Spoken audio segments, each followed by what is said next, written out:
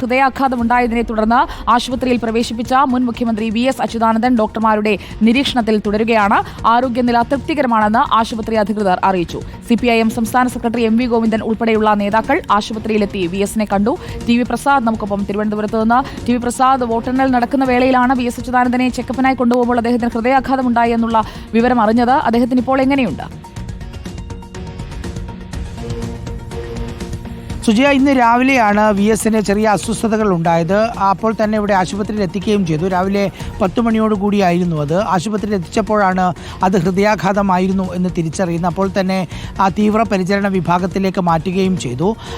വലിയ കുഴപ്പമില്ലെന്നും മരുന്നുകളോട് പ്രതികരിക്കുന്നുണ്ടെന്നുമാണ് നേതാക്കളൊക്കെ വിശദീകരിച്ചിട്ടുണ്ടെങ്കിലും ആശുപത്രിയുടെ ഭാഗത്തുനിന്നൊരു ഔദ്യോഗിക വിശദീകരണം ഇതുവരെയും വന്നിട്ടില്ല എന്നുള്ളതാണ്. രാവിലെ 10 മണിക്ക് ഇവിടെ കൊണ്ടുവന്ന സമയം വൈകിട്ട് 4 മണി കഴിയുമ്പോഴും മെഡിക്കൽ ബുള്ളറ്റിൻ ഇതുവരെ ഇറക്കിയിട്ടില്ല എന്നുള്ളതാണ്. ഹൃദയാഘാതം ഉണ്ടായി എന്നും ചികിത്സ തുടരുന്നു എന്നുള്ളതുമാണ് ഡോക്ടർമാരിൽ നിന്ന് മനസ്സിലാക്കുന്ന കാര്യം. ആരോഗ്യനില എങ്ങനെയുണ്ട് എന്ന കാര്യത്തിൽ ഒരു ഒഫീഷ്യൽ വേർഷൻ ഇതുവരെയും ആശുപത്രി നൽകിയില്ല എന്നുള്ളതാണ് പ്രധാനപ്പെട്ട കാര്യം. VSൻ്റെ മകൻ അരുൺകുമാറാണ് ഇപ്പോൾ VSനോടൊപ്പം ഇവിടെ ആശുപത്രിയിൽ തുടരുന്നത്. ആശുപത്രിയിൽ പ്രവേശിപ്പിച്ച ഉടനെ തന്നെ CPIM സംസ്ഥാന സെക്രട്ടറി MV ഗോവിന്ദൻ, അതുപോലെ തന്നെ LDF convener TP Ramakrishnan, Elamaram Kareem തുടങ്ങിയ നേതാക്കളെല്ലാം സന്ദർശിക്കാൻ ഇവിടെ എത്തിയിരുന്നു.